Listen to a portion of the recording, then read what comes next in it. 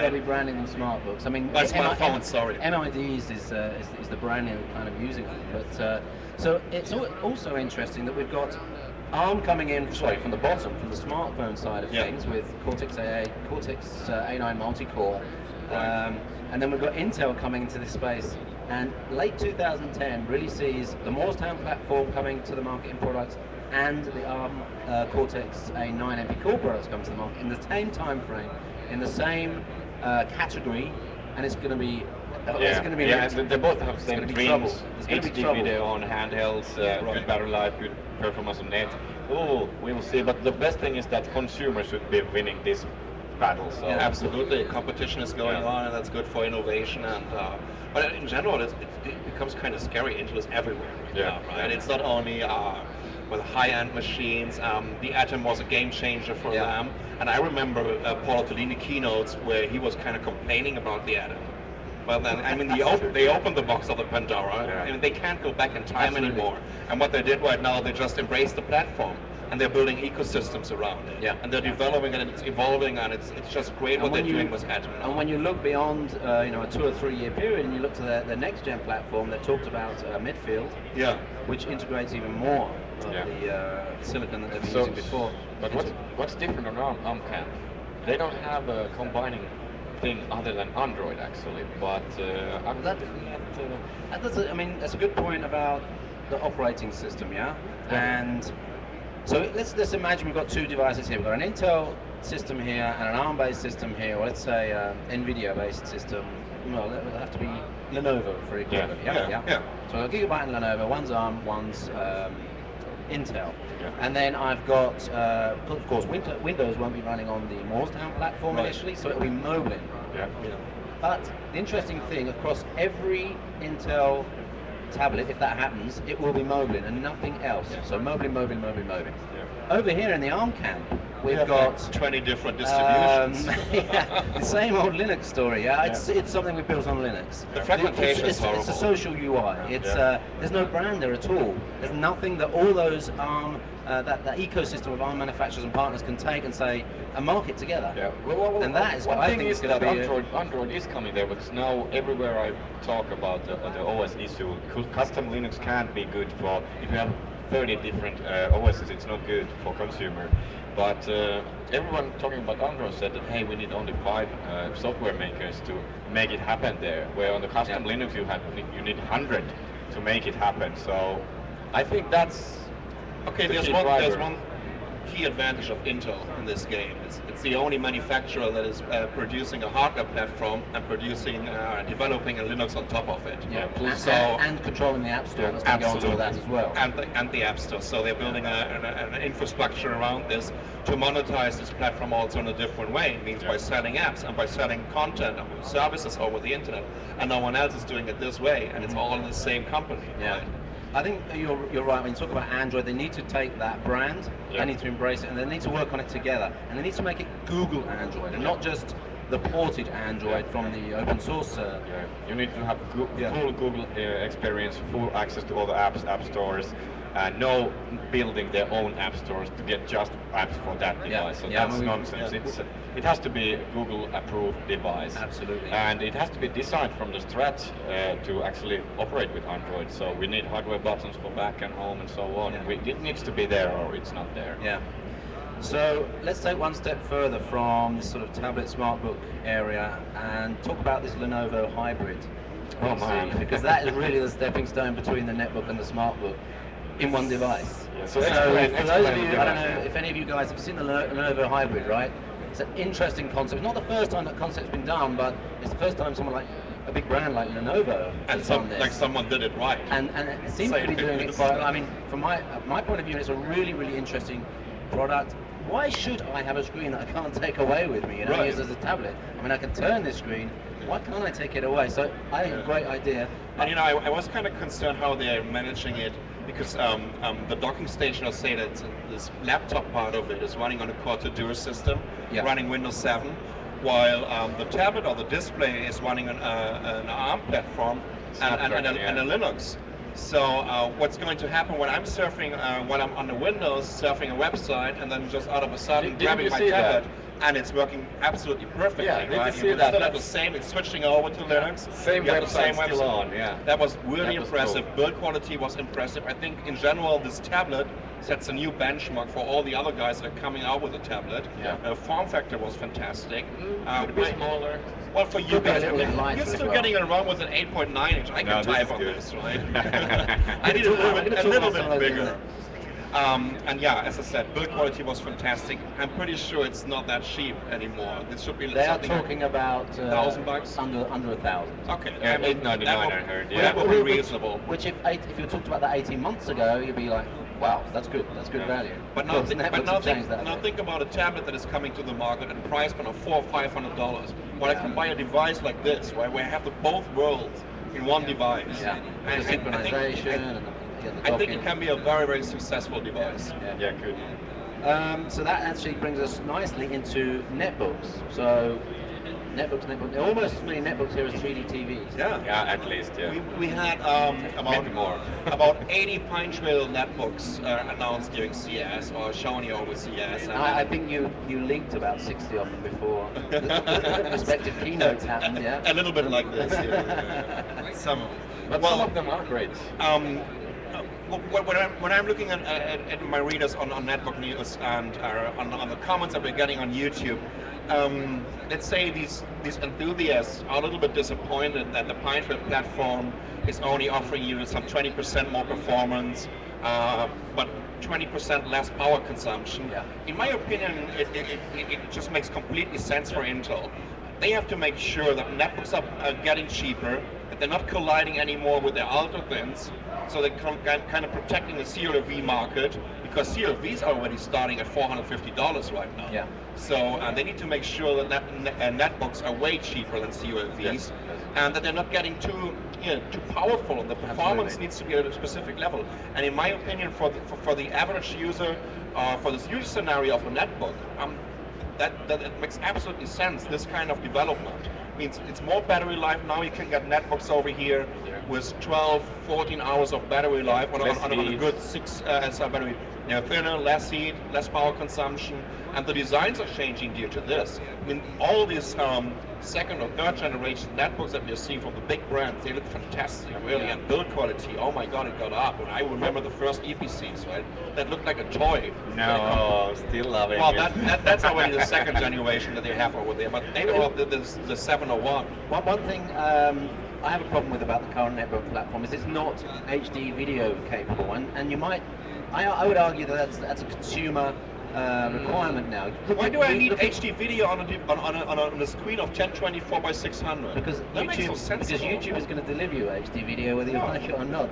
Plus, you're going to be creating HD video on your camera. This is a camera that's worth, I don't know, $250. It's creating HD video. If you can't plug it into your netbook and play it back on the screen, Well, or then output it through then you're just HDMI, getting your little Broadcom HD decoder card that is like $20 or $25, getting it into your mini PCI slot, and there you go. Then you have 1080p. yeah, on this sure. device. But I would argue that that would be a requirement for me for a consumer netbook Yeah, now. but they said that there might be devices with Well, that card. well, HP already released options. HP now. has It's this the- HP Mini yeah. 220 HD. Yeah. It starts at $390, and it's it has this Broadcom card integrated, Yeah. so it's 1080p ready. Well, at least it gives people like NVIDIA a chance with the Ion and the Ion 2 platform. Oh, to- absolutely. To come along and offer the Well, HD. what happened to Ion 2?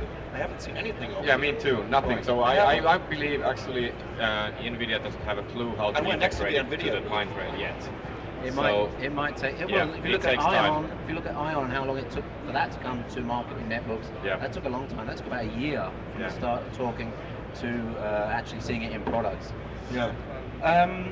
What I do like about the Pine Trail platform, though, is it's going to give the designers, because it's such a small silicon platform, the motherboard's Yeah. going to be Fanless. half the size, Fanless designs. So we're going to see a lot more daring designs, I think, Yeah, in absolutely. netbooks in 2010. Slimmer designs, of course, fanless, so there'll be, we can have, of course, the SSDs from Runcore in them. maybe. To make them nice and fast and. Yeah, all our devices, rugged. by the way, are running with SSDs from run cores. Yeah. So Yeah. never hard drives ever again. So I'm looking forward to see. I mean, it's a battleground now. Everyone has got to have a differentiator. Yeah, whether it's the HD video from Broadcom, the Ion platform, the fingerprint reader, whatever it's going to be, there's got to be a differentiator. Yeah. And some of that will be done in styling, in form factor and that sort of stuff. So 2010, expect to see loads of those. Should we have a look at some of the devices we've got here? Because we've got 3 brand new devices that have we talked been about launched netbooks. I think this one is one of the coolest new things here because it's really a tablet because this is thin design. This doesn't run on the new Pine Trail. It actually runs on a Menlo platform for these smaller devices, but what it has is a 2 gigahertz CPU, so it's pretty powerful. On the graphic side, you can output HDMI, you can do HD videos on it, so I think this is something for many. But the specialty really, is the thin. Oh man, it is way lighter. That's great. This is light, but the specialty really is the tablet. So you can use it as a tablet, and as it's so light and thin, it's actually really nice to use. Yeah, that's touchscreen on it. Nice design as well. Yeah. Really good plastics. This is typical Vilif. Really nice build quality is plastics. fantastic. What's the battery life on that? Is some ridiculously high. 9.5 hours. 9.5 hours in It's use, cool. or let's say In 7 full- hours in use. I would say. 7-8 hours in full use. So I really dig that. So that's actually pretty much the same hardware platform Yeah. than this device, because Yeah. this is also running on the Menlo. Yeah, but it's Um, running 1.2 gigahertz. That's a Z520. Is it 515? Right. Okay. That's the new one. 1.3. That's the Humid M2, right? And it's BZ now. It's called the Oh, BZ. it's called BZ Yeah, now? they changed the name. It has a new name. Busy. Busy. So yeah, it's a nice little pocket computer, Yeah. MID mobile internet device, and It's got a nice optical mouse button there as well. yeah, the optical mouse button, touch screen again. What's this? 4.5 inch. 4.8 inch, 4.8 124 by inch. 600, So really, WVGA. really touch high screen. resolution touch screen. It should 4.5. offer you a battery life of 4.5 4.5 hours. maximum. So And, price starting- point start- 449, 499. 499. Available in few weeks from Dynamism. Yeah? 32 gigabyte SSD. I'm not sure if it's a Runco one. Sorry, Matt. But still, it's a very fast device, and yeah, it's just to let you know how different the Menlo platform could be, right? Yeah. From this form factor But to here, this one. here is my favorite, N9. That's a N5. competitor. So competitor of that, Vilib N5, and the better thing on that is that it has better battery life. Same hardware, basically, but better battery life because it has bigger battery life. Okay. And So how long is the battery Yeah, I was life on going this to say, one? how much better? 5 hours. Yeah, okay. Wow. 20 minutes, folks. Still, okay. Wow. I just love that. That's impressive. The second thing is the Vilib quality. Really, it feels so smooth and nice. The keyboard, if you try that, that's even better. You know what I really like is the form factor, because I can still do thumb typing on it, Yeah, and yeah. that's the usage scenario for a device like this. But they have a secret weapon also against that one. They are stripping touchscreen, GPS, 3G, everything away for the basic model. So you might get this under 400 on a base level. That gets interesting. Yeah, that's getting interesting. Also, they As a mobile, yeah, with no but 3G. it's a in it. starting point to get people to buy the better one. Okay, yeah. Teaser. So- That's how it Teaser. works. Yeah, but also options, GPRS, GPS, 3G, SSDs all over, Yeah. and bundled GPS software also from. Yeah. what is Again, you got the optical mouse on this one, touch Yeah, screen. yeah. It's quite a slick design. I mean, you wouldn't use that to be writing a blog, but you could use that for an email. Yeah. And I tell you what I do. I've got a U820 backup device. Always got it as a backup PC. I mean, I'm going to be using this for most of the day, but if this goes down, I'm stuffed. So I will take one of those as well. You know, even though I love these devices, but where's the market for it?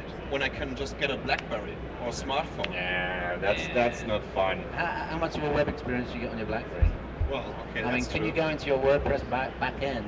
And Well, I could. It just takes some time, and it's Yeah. kind of hard to use it. Well, just to compare the one of vertical scrolling. I think, when you're talking about pro web experiences, using the web for business work, you do not want to have any hurdles in the way at all. Yeah. The first time you go, and I'm sure everyone's experienced this. The first time you try and do something for business on a smartphone, and you hit that wall, you can't do the pull down, or you can't hit the enter button. You just put your address in, and your bank and enter button doesn't work.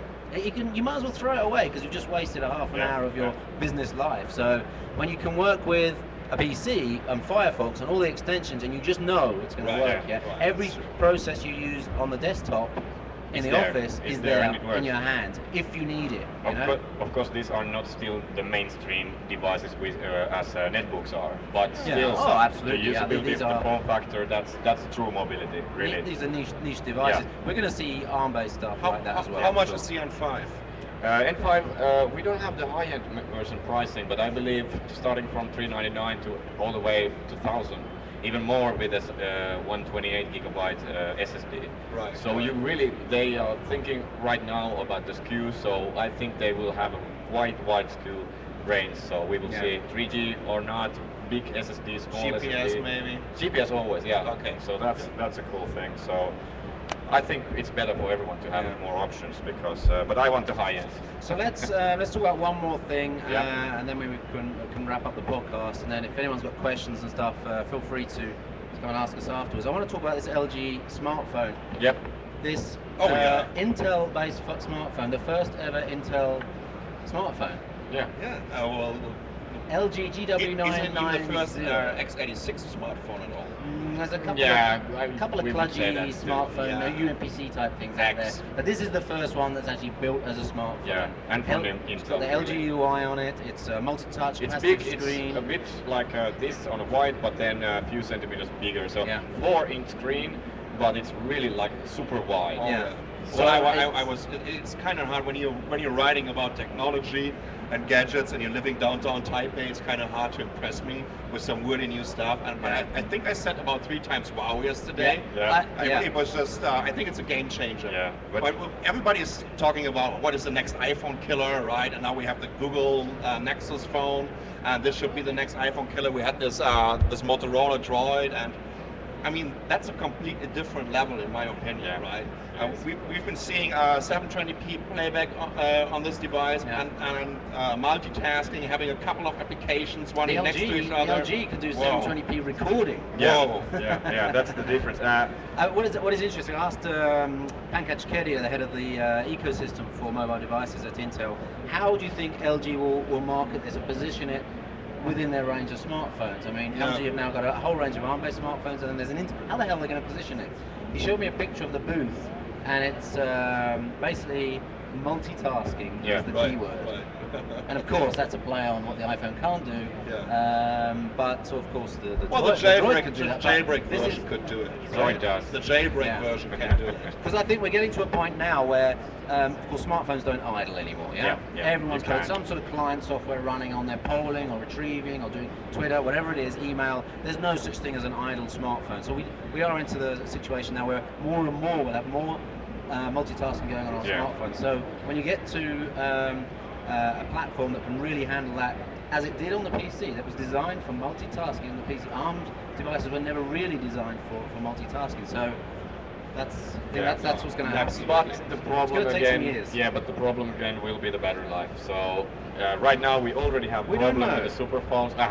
When I'm using my BlackBerry, and using this great internet experience on my BlackBerry, the battery is down in 6 or 7 hours. Right? Yeah, same here. I can't even do a complete business day. For my use, this is 6 to 7 hours if I can use it. So what can we expect with more stone? I mean, the device itself is a little bit bigger. It's wider. The screen is bigger, but it also gives you more opportunities to get a bigger battery in there. Right? So I'm pretty sure that we have to expect. We didn't. We heard the battery already. It's same size as the phones. But we still have to expect something of, let's say, at least 5-6 hours. 1850 milliamp hours on the battery, so which is I think with the hardware acceleration of a 720 of all these multimedia files, you can watch some 2 or 3 Yeah. 1080 or 720p videos on there. Yeah, But yeah. we'll see that, and I'm hoping the best. It really looks good. It Yeah. really performs nicely. Oh, The yeah. multitasking on it, even the LG software, which was not ready, was looking good Yeah, on many considering points. this is a device that's for Q3, Yeah. it's actually looking pretty would take a while. complete. Yeah. Actually, I wouldn't be surprised. It's very near complete. Now they have to do all the licensing Yeah. and And testing. then I had a second and, one, was this Ava phone. Ava. Yeah. Eva was Yeah. that was one in Moblin 2.1. Yeah, but Yeah. that was smaller. That was size of this phone, Yeah. but Intel Morse down on it, and it was pretty much Yeah, cool. That it too. was But- really but cool. Of course, near the LG, you just couldn't Right, really. right. I mean, be the that screen interesting, at but 1024 by 480. No, yeah, That was right, good. Yeah. I mean, I've never seen anything like this on a smartphone before. Right? Yeah, What is for- the for what people is the that- iPhone screen? 320 by 240 or something like that. Yeah, right? well, that's Half yeah. half VGAs. I don't know. yeah. All right, guys. Well, we need to wrap the podcast up. So It was actually the shortest podcast we ever had, right? Yeah, but we are getting questions I'm about running out of battery cool life here. stuff and so on, and we actually have a Well, lot we're of going work to carry to on. do still. We'll be here and we can answer some questions if you guys like. But I want to say again, thanks to Matt from Runcorp for setting us up and Yeah, letting thank us you, use Matt. this That was area to fantastic. do. Thanks, this is guys. the first time we've had an extra audience, and if you just arrived, we're meetmobility.com. This is Sascha Pallenberg from netbooknews.com. He's the netbook king. We call him the netbook queen. This is JKK. No one actually knows his real name, from jkkmobile.com. He's out in Helsinki in Nokia land. He's probably happy to be here at the moment. What is it, minus 20 out there? Oh, it's cold in Finland. I'm happier here. My name's Chippy from umpcportal.com and carrypad.com, and this is the end of podcast 39 with Meet Mobility. Thanks everyone for listening. Thanks CES. Thanks Runcorp. Bye bye. Thank you. you. Bye. All right, we are going to give away a solid state drive, and